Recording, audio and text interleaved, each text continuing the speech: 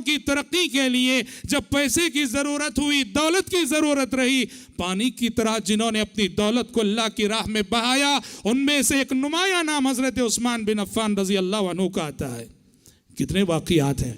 صحابہ ہجرت کر کے مدینہ پہنچے، مدینہ میں ایک بہت بڑا مسئلہ یہ آیا، پینے کا پانی نہیں مل رہا ہے۔ ایک ہی کنواں ہے جہاں پینے کا میٹھا پانی مل رہا ہے، اور وہ بھی ایک یہودی کے پاس ہے، بئر روما، اور وہ یہودی صحابہ سے کو پیسے لے لے کے پانی بیچ رہا تھا۔ کب تک خرید کر پیئیں گے؟ پیارے نبی صلی اللہ علیہ وسلم نے حضرت عثمان بن عفان رضی اللہ عنہ سے کہا۔ حضرت عثمان بن عفان رضی اللہ عنہ نے 35,000 درہم میں اس کنویں کو خرید کر مسلمانوں کے لیے وقف کر دیا۔ غزوہ تبوک کے موقع پر جب سفر بہت دور دراز مقام کا تھا، اسباب سفر کی قلت تھی، ہتھیار کم تھے، سواریاں کم تھی، غذائی اجناس کی کمی تھی، نبی کریم صلی اللہ علیہ وسلم کے پاس مال نہ تھا۔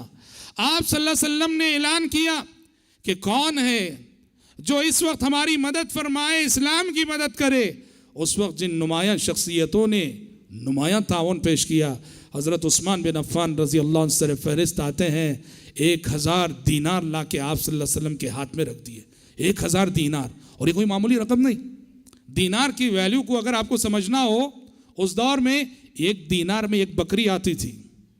1 دینار میں 1 بکری خریدی جا سکتی تھی اس دور میں۔ دینار کی اتنی ویلیو تھی۔ 1000 دینار حضرت عثمان بن عفان رضی اللہ عنہ پیارے نبی کے ہاتھ میں لا کر رکھ دیا۔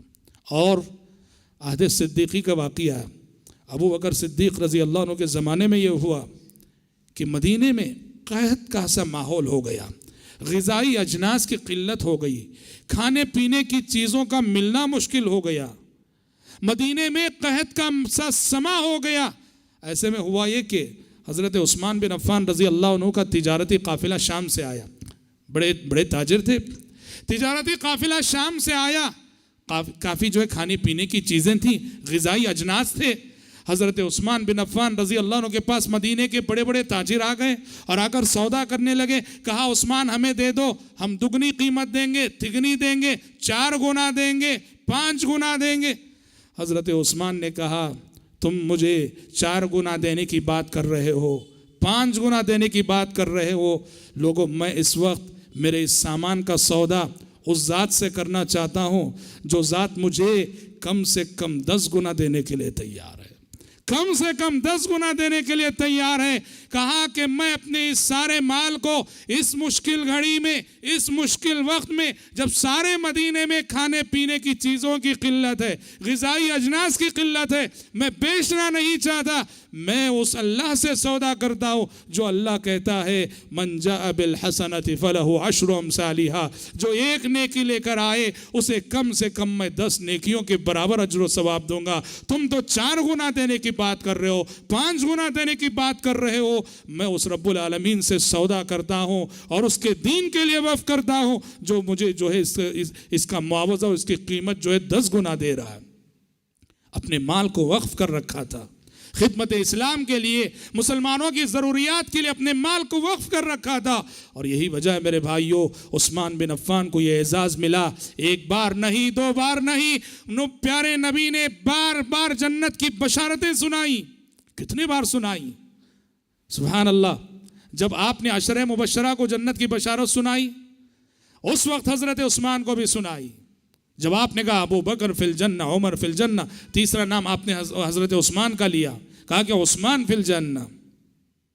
جب حضرت عثمان نے بئر روما خریدا اور بئر روما خرید کر مسلمانوں کے لیے وقف کیا، آپ نے جنت کی بشارت سنائی اس وقت دوسری مرتبہ، کہا کہ بئر روما جو خریدے مسلمانوں کے لیے وقف کرے اس کے لیے جنت ہے۔ حضرت عثمان کو اس وقت دوسری مرتبہ جنت کی بشارت ملی۔ اور تیسری مرتبہ جب آپ نے تبوک کے موقع پہ 1000 دینار آپ صلی اللہ علیہ وسلم کے ہاتھ میں لا رکھے، آپ صلی اللہ علیہ وسلم نے حضرت عثمان کے دیے ہوئے جو دینار تھے، حضرت عثمان کے دیے ہوئے دینار کو ممبر پہ چڑھے، ایک ہاتھ سے دوسرے ہاتھ میں کیے جا رہے تھے اور فرمائے جا رہے تھے کہ ما ضربن عفان ما عمل بعد هذا اليوم. عثمان بن عفان نے آج وہ نیکی کر لی ہے، اب باقی زندگی میں وہ جو کرنا ہے کر گزرے، جنت میں جانے سے اسے کوئی چیز نہیں روک سکتی. رضی اللہ عنہ وارضا. تیسرا موقع. چوتھا موقع جب آپ نے حضرت عثمان کو جنت کی بشارت سنائی، بیعت الرضوان کا موقع. بیعت الرضوان جب صلح حدیبیہ کے موقع پر آپ صلی اللہ علیہ وسلم نے حضرت عثمان بن عفان کو سفارت کے لیے مکہ بھیجا. مکے والوں کو سمجھانے کے لیے ہم جنگ کے لیے نہیں آئے ہیں، لڑنے کے لیے نہیں آئے ہیں، ہم تو عمرہ کرنے کے لیے آئے ہیں، ہمیں اجازت دے دو، عمرہ کریں گے، نکل جائیں گے. اور ہوا یہ کہ مکے والوں نے حضرت عثمان کو ذرا روک لیا، یہاں تک کہ یہ افواہ مشہور ہو گئی کہ حضرت عثمان شہید کر دیے گئے. یہ افواہ جب مشہور ہوئی تو آپ صلی اللہ علیہ وسلم نے 1400 صحابہ جو آپ کے ساتھ تھے ان سے بیعت لی ایک درخت کے نیچے. بیعت کرو کہ عثمان کے خون کا بدلہ لے کر رہیں گے. سارے صحابہ نے بیعت کی اور اس وقت پیارے نبی نے اپنی اس داہنے ہاتھ کو اپنے بائیں ہاتھ پہ مار کے کہا یہ عثمان کا ہاتھ ہے، یہ عثمان کا ہاتھ ہے، عثمان کی جانب سے بھی میں بیعت کرتا ہوں. اور ہوا آسمان سے اس کے بعد وحی آ گئی، لقد رضی اللہ عن المؤمنین اذ یبایعونک تحت الشجرہ، کہ جو آپ کے نیچے جن لوگوں نے بیعت کی ہے آپ کے ہاتھ پر درخت کے نیچے، ان لوگوں سے اللہ راضی ہو گیا اور اللہ کی رضا کا نتیجہ جنت ہے. اس طرح حضرت عثمان بن عفان رضی اللہ عنہ گرچہ بنفس نفیس شریک نہ رہے، لیکن آپ نے اپنے دست مبارک کو عثمان بن عفان کا دست مبارک قرار دے کر جو بیعت کی، تو مکے میں رہتے ہوئے بھی اس اعزاز اور شرف میں عثمان بن عفان خود بخود شامل ہو گئے. یہ اور بات ہے کہ بعد میں پتہ چلا کہ جو افواہ تھی وہ غلط خبر تھی، حضرت عثمان شہید نہیں ہوئے ہیں اور صحیح سالم حضرت عثمان لوٹ آئے. یہ چوتھا موقع تھا جب حضرت عثمان کو بشارت ملی جنت کی. پانچواں موقع.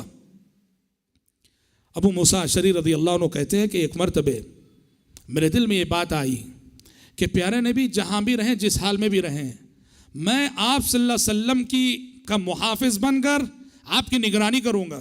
حضرت ابو موسیٰ کہتے ہیں گیا میں، دیکھا آپ صلی اللہ علیہ وسلم مدینے کے ایک باغیچے میں تنہا بیٹھے ہیں. مدینے کا ایک باغیچہ ہے، اس کا دروازہ ہے، اندر داخل ہوئے آپ صلی اللہ علیہ وسلم اور وہاں بیٹھے اور ایسے بیٹھے ہیں کنویں میں آپ پیر لٹکائے ہوئے بیٹھے ہیں. کنواں ہے، کنویں میں پیر لٹکائے بیٹھے ہیں. حضرت ابو موسیٰ دروازے پہ کھڑے ہو گئے. حضرت ابو موسیٰ اشعری رضی اللہ عنہ کہتے ہیں اتنے میں ایک شخص نے دستک دی. دستک دے کر آنے کی اجازت چاہی. میں نے پیارے نبی سے ذکر کیا کہ اللہ کے نبی کوئی دستک دے رہا ہے اور آنے کی اجازت چاہ رہا ہے. پیارے نبی نے کہا افتح لہ وبشرہ بالجنہ، کہا کہ ابو موسیٰ دروازہ کھولو اور اس شخصیت کو آنے دو اور ساتھ ہی جنت کی بشارت سنا دو. دروازہ کھولا، دیکھا کہ ابو بکر صدیق ہیں رضی اللہ عنہ. ابو بکر صدیق آئے رضی اللہ عنہ اور پیارے نبی جہاں کنویں میں پیر لٹکائے بیٹھے تھے، آپ صلی اللہ علیہ وسلم کے پہلو میں ابو بکر صدیق رضی اللہ عنہ پیر لٹکائے بیٹھ گئے. دروازہ بند کر دیا حضرت ابو موسیٰ نے، کھڑے رہے. پھر کسی آنے والے نے دستک دی. حضرت ابو موسیٰ اشعری رضی اللہ عنہ نے پیارے نبی سے کہا اللہ کے نبی ایک اور شخصیت دستک دے رہی ہے. پیارے نبی نے کہا افتح لہ وبشرہ بالجنہ، کہا کہ دروازہ کھول دو اور اس شخصیت کو بھی جنت کی بشارت دے دو. دروازہ کھولا، دیکھا عمر بن خطاب ہے رضی اللہ عنہ، وہ بھی آئے اور وہ ابو بکر صدیق رضی اللہ عنہ کے بازو پیر لٹکائے کنویں میں بیٹھ گئے. دروازہ بند کر دیا. پھر دروازے پہ دستک ہوئی. ابو موسیٰ اشعری رضی اللہ عنہ پیارے نبی کے پاس آئے اور عرض کیا کہ ایک اور شخصیت اجازت چاہ رہی ہے. پیارے نبی نے کہا کہ افتح لہ وبشرہ بالجنہ علی بلویٰ تصیبہ، کہا کہ دروازہ کھول دو اور اس شخصیت کو بھی جنت کی بشارت سنا دو، مگر ساتھ ہی یہ کہہ دو جنت ملے گی لیکن ایک امتحان سے گزرنے کے بعد، ایک آزمائش سے گزرنے کے بعد. پیشن گوئی تھی، حضرت عثمان کی شہادت کی طرف اشارہ تھا. حضرت ابو موسیٰ جو ہے دروازہ کھولے تو عثمان بن عفان تھے. حضرت عثمان آئے، دیکھا کہ جس جگہ پیارے نبی ابو بکر عمر رضی اللہ عنہ پیر لٹکائے بیٹھے ہیں وہاں بازو بیٹھنے کے لیے جگہ نہیں تھی. حضرت عثمان ذرا ہٹ کر بیٹھ گئے وہاں. اس حدیث کو بیان کر کے حضرت سعید بن مسیب جو سید التابعین ہیں انہوں نے اس حدیث سے ایک نقطہ مستنبط کیا، کہا کہ میں یہ سمجھتا ہوں پیارے نبی کے بازو ابو بکر عمر ان دونوں کو بیٹھنے کے لیے جگہ مل گئی، عثمان کو وہاں بیٹھنے کے لیے جگہ نہ ملی۔ یہ دراصل زندگی ہی میں اللہ کی جانب سے اشارہ تھا کہ وفات کے بعد ابو بکر اور عمر کو پیارے نبی کے پہلو میں جگہ ملنے والی ہے اور عثمان بن عفان کے لیے جگہ نہیں رہے گی تو وہ بقیع میں دفن ہوں گے۔ سعید بن مسیب رحمۃ اللہ علیہ اس سے ایک استدلال کرتے تھے اور استنباط کرتے تھے۔ کہنا یہ ہے میرے بھائیوں، عثمان بن عفان رضی اللہ عنہ کی شخصیت وہ شخصیت ہے جسے ایک بار نہیں، دو بار نہیں، بار بار لسان نبوت نے جنت کی بشارت سنائی ہے۔ کتنے بڑی شرف کی بات ہے، کتنی بڑی خوش نصیبی ہے اور کیسی سعادت مندی ہے۔ اور حضرت عثمان بن عفان رضی اللہ عنہ کی کردار کا دوسرا پہلو خلافت کا ہے۔ خلافت حضرت عثمان بن عفان رضی اللہ عنہ تک کیسے پہنچی اور کیسے ان کے ہستے میں آئی؟ کل ہم نے حضرت عمر بن خطاب رضی اللہ عنہ کی شہادت کا واقعہ آپ کو سنایا۔ حضرت عمر بن خطاب رضی اللہ عنہ کی شہادت کے موقع پر لوگوں نے جب حضرت عمر سے پوچھا کہ آپ زندگی کی آخری سانس لینے سے پہلے یہ بتا کر جائیے کہ آپ کے بعد ہم کسے خلیفہ بنائیں، حضرت عمر رضی اللہ عنہ نے کہا کہ میں بجائے اس کے کہ کوئی کسی ایک شخصیت کا نام لوں، حضرت عمر نے کہا میں 6 افراد کا تعین کرتا ہوں، 6 افراد کا نام لیتا ہوں۔ یہ 6 افراد ان کی ذمہ داری ہے کہ وہ آپس میں مشورہ کر کے اپنے میں سے کسی کو خلیفہ بنا لیں۔ کون تھے 6 افراد؟ طلحہ بن عبید اللہ، زبیر بن عوام، سعد بن ابی وقاص، عبد الرحمن بن عوف، عثمان بن عفان، علی بن ابی طالب رضی اللہ عنہ، سب عشرہ مبشرہ میں سے ہیں۔ حضرت عمر نے کہا یہ 6 افراد کا نام میں بتا کے جاتا ہوں، میری وفات کے بعد یہ 6 افراد آپس میں مشورہ کر کے کسی کو خلیفہ منتخب کر لیں۔ حضرت عمر بن خطاب رضی اللہ عنہ کی تدفین کے بعد ایک کمیٹی بیٹھ کر پہلے مرحلے میں یہ ہوا کہ ان میں سے 3 لوگ خلافت سے دستبردار ہو گئے، کہا کہ ہم نہیں چاہتے، ہمیں خلافت نہیں چاہیے۔ یہ کون ہے؟ حضرت طلحہ، حضرت زبیر، حضرت سعد بن ابی وقاص، یہ 3 دستبردار ہو گئے اپنے حق سے۔ باقی رہ گئے 3، عبد الرحمن ابن عوف، عثمان بن عفان رضی اللہ عنہ اور علی بن ابی طالب رضی اللہ عنہ۔ عبد الرحمن ابن عوف رضی اللہ عنہ نے دیکھا کہ اب صرف وہ 3 بچے ہیں، 3 میں سے کسی کو خلیفہ بننا ہے، وہ دستبردار ہو گئے، کہا کہ میں بھی دستبردار ہوتا ہوں، اور دستبردار ہو کر کہا عثمان اور علی ان دونوں میں سے کوئی خلیفہ بنے گا۔ اب کون بنے، کیا معیار ہو؟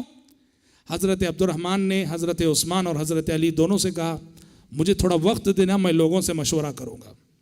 وقت لے کر حضرت عبد الرحمن ابن عوف تقریباً 3 دنوں تک لوگوں سے مشورہ کرتے رہے، لوگوں کی رائے لیتے رہے، عامت المسلمین کی رائے لیتے رہے۔ ایک طرف عثمان ہے، ایک طرف علی ہے رضی اللہ عنہ اجمعین، کس کو خلیفہ بنانا ہے؟ تمام لوگوں کی رائے لینے کے بعد حضرت عبد الرحمن ابن عوف نے دیکھا کہ رجحان پوری عوام کا حضرت عثمان بن عفان رضی اللہ عنہ کی طرف ہے۔ کیوں؟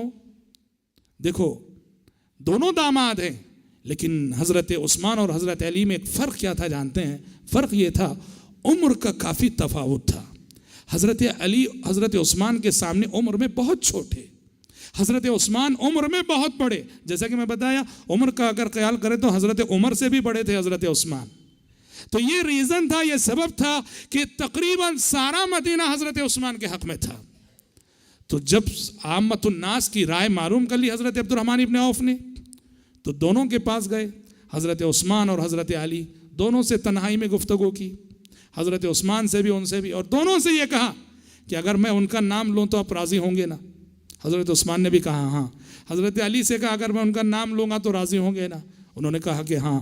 تو بعد میں اعلان کیا کہ میں نے لوگوں سے مشورہ کیا اور دیکھا کہ سارا مدینہ سب کا رجحان عثمان بن عفان کی طرف ہے، لہٰذا میں سب سے پہلے عثمان بن عفان کے ہاتھ پہ بیعت کرتا ہوں کہ وہ آج سے خلیفہ ہوں گے۔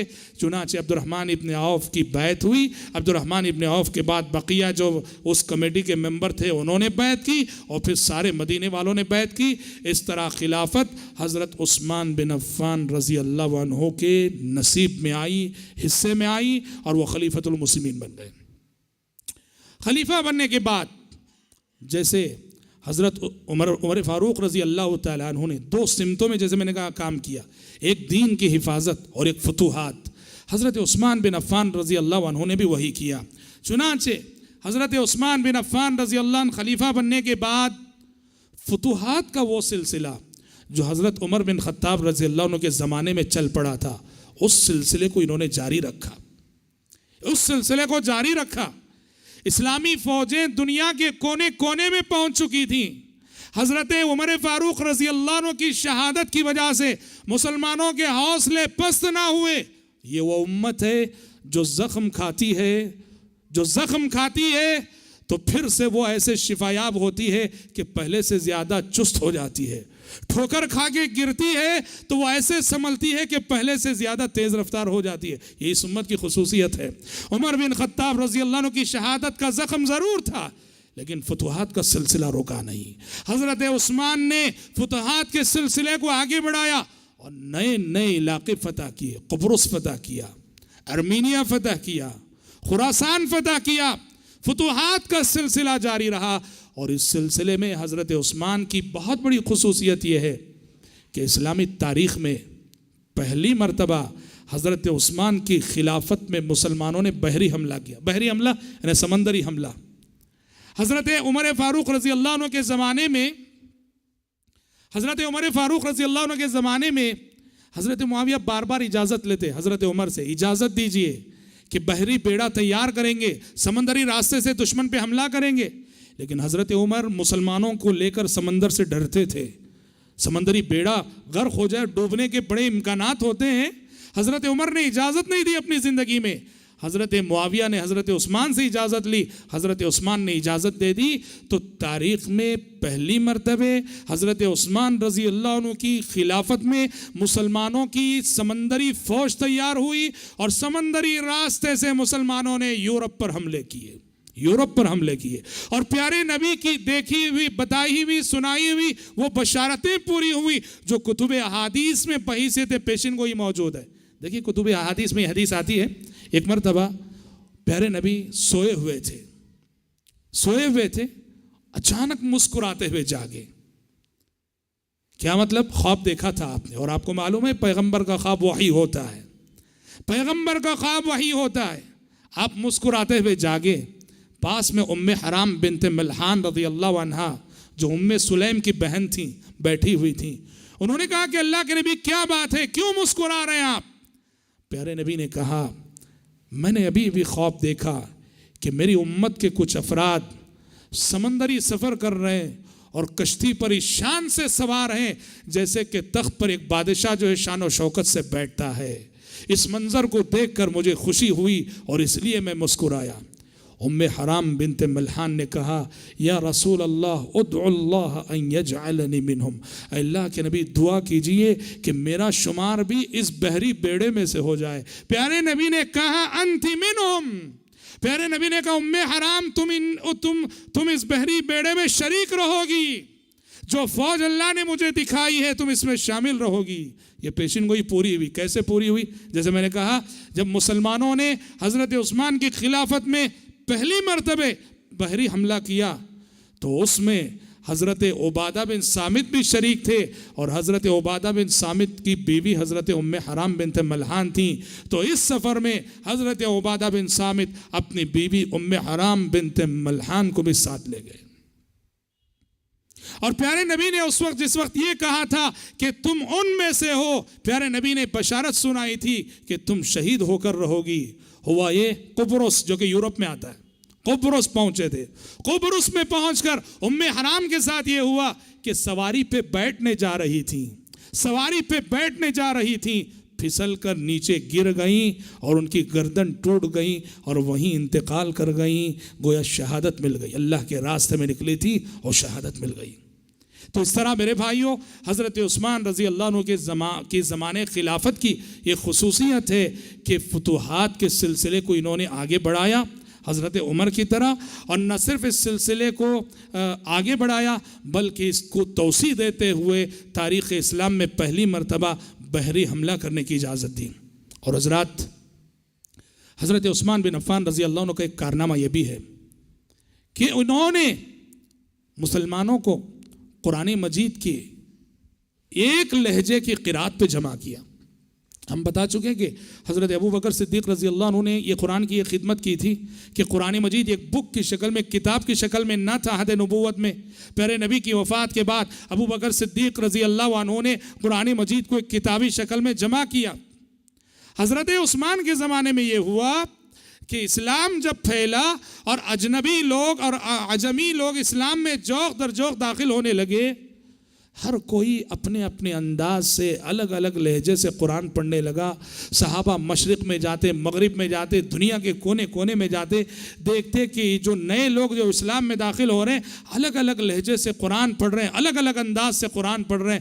حضرت حذیفہ بن یمان رضی اللہ عنہ حضرت عثمان کی خدمت میں آئے اور کہا کہ یہ میں سمجھتا ہوں کہ یہ جو لہجوں کا اختلاف ہے کہیں ایک نہ ایک روز فتنے کی شکل اختیار کر لے گا، اس وجہ سے آپ ایک لہجے پہ جمع کیجئے۔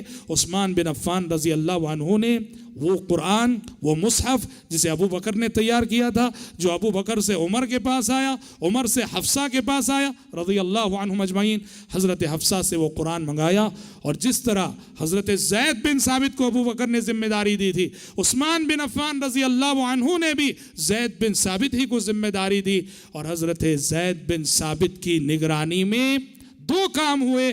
ایک تو قرآن مجید کو قریشی لہجے پر، اس مضمون کو مکمل سمجھنے کے لیے گرامر وغیرہ کو جاننا بہرحال ضروری ہوتا ہے۔ قرآن مجید کو قریشی لہجے پہ انہوں نے جو ہے مرتب کیا، جمع کیا۔ اور دوسرے بعض اہل علم کہتے ہیں کہ قرآن کی سورتوں کی جو موجودہ ترتیب ہے وہ حضرت عثمان بن عفان رضی اللہ عنہ کے زمانے ہی میں دی گئی، اللہ کے نبی صلی اللہ علیہ وسلم کے بتائی ہوئی ترتیب کے مطابق۔ تو قرآن کی یہ خدمت حضرت عثمان بن عفان رضی اللہ عنہ کے زمانے میں ہوئی۔ اور ایک اور خدمت بحیثیت خلیفہ عثمان بن عفان رضی اللہ عنہ نے یہ کی کہ مسجد نبوی تنگ پڑنے لگی۔ ایک تو یہ ہوا کہ مسجد نبوی کی عمارت بوسیدہ ہو گئی تھی۔ آپ کو معلوم ہے کہ مسجد نبوی نبی کریم صلی اللہ علیہ وسلم کے زمانے میں وہ بنی تھی کیسے؟ اس کے ستون جو ہے کھجور کے درختوں کے تھے، کھجور کی چھالوں کی چھت تھی۔ عثمان بن عفان رضی اللہ عنہ نے مسجد نبوی میں کی توسیع کی، بازو جگہ خریدی، وقف کی اور مسجد نبوی کی توسیع کی اور شاندار انداز میں مسجد تعمیر کی۔ پہلی مرتبہ مسجد نبوی میں جس کا استعمال کیا۔ جس آج جیسے سیمنٹ استعمال کرتے ہیں، آج سے 100 سال پہلے تک بھی جو عمارتیں بنتی تھیں اس میں جس کا استعمال ہوتا تھا۔ اور جس کی خوبی یہ ہے کہ جس یہ موسموں کا مقابلہ کرتا ہے۔ سردی کے موسم میں وہ گھر زیادہ ٹھنڈا نہیں ہوتا جس گھر کی دیواروں پہ جس استعمال ہو، اور گرمی کے موسم میں وہ گھر ٹھنڈا رہتا ہے، گرم نہیں ہوتا جس گھر میں کہ جس استعمال ہوئی ہو۔ عثمان بن عفان رضی اللہ عنہ نے پہلی مرتبہ مسجد نبوی میں جس استعمال کیے، اور جس کے ساتھ ساتھ قیمتی پتھر استعمال کیے اور بڑی شاندار بنائی، اور اتنی شاندار بنائی کہ بعض صحابہ کو اعتراض بھی ہونے لگا کیونکہ مسجد سادہ رہنا چاہیے۔ تو حضرت عثمان جواب دیتے تھے کہ پیارے نبی نے فرمایا ہے من بنا للہ مسجدا بنا اللہ لہ بیتا فی الجنہ، جو اللہ کے لیے مسجد تعمیر کرے گا اللہ اس کے لیے جنت میں ویسا ہی محل تعمیر کرے گا۔ میں شاندار مسجد اس لیے بنا رہا ہوں، شاندار اس لیے بنا رہا ہوں، میں چاہتا ہوں کہ جنت میں میرا محل بھی ایسی شاندار رہے۔ حضرت عثمان بن عفان رضی اللہ عنہ کا اجتہاد تھا۔ بہرحال بحیثیت خلیفۃ المسلمین ہمہ جہت خدمات انجام دیں حضرت عثمان بن عفان رضی اللہ عنہ نے۔ اور اس کے بعد حضرت عثمان بن عفان رضی اللہ عنہ کی زندگی میں وہ آزمائش آئی جس آزمائش نے انہیں شہادت تک پہنچایا، بہت بڑے امتحان سے گزرے حضرت عثمان بن عفان رضی اللہ عنہ، جس امتحان کا تفصیلی تذکرہ اور ان کی شہادت کا تفصیلی تذکرہ ہم انشاءاللہ تعالی اپنے آنے والے کل کے درس میں کریں گے۔ آج اسی پر اکتفا کرتے ہوئے اللہ تعالیٰ سے دعا کرتے ہیں کہ رب العالمین ہم سب کو، آپ سب کو حضرات صحابہ کرام رضوان اللہ علیہم اجمعین کے نقش قدم پر چلنے کی توفیق عطا فرمائے، اور ان کی جو عظیم صفات ہیں ان صفات کو اپنی عملی زندگیوں میں نافذ کرنے کی توفیق عطا فرمائے، آمین۔ وآخر دعوانا ان الحمد للہ رب العالمین۔